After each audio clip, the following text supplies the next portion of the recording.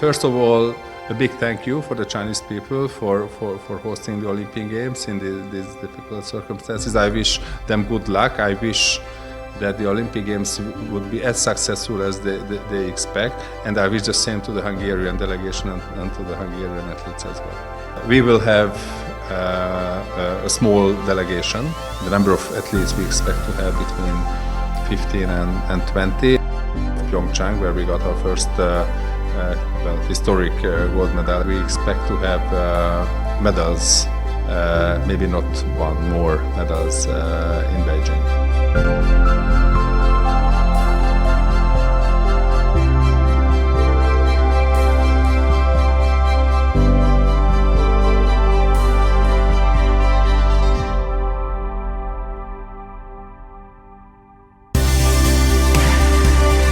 The fact that we will have the Olympic Games is a big success. The COVID-19 is a big problem on the planet in general.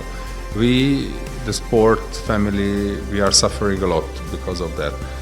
Therefore, our approach, and I think this should be general, is not to complain and not to criticize the measures the organizers are taking, but to thank the opportunity that even having those difficult circumstances and extra costs related to the pandemic, the organizers are sticking to their idea to organize the games.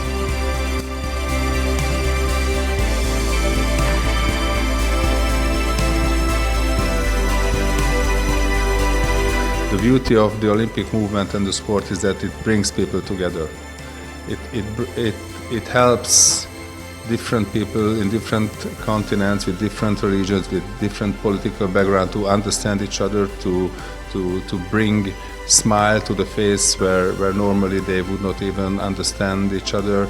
They speak the same language, the language of the sport, the language of faster, higher, stronger together.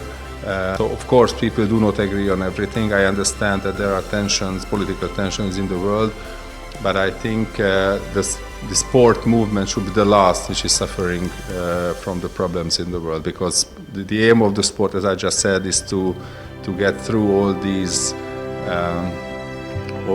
oppositions and enmities and hatred in the world. So I'm very sorry when I hear that there are any kind of boycott. So I'm personally against of any kind of boycott.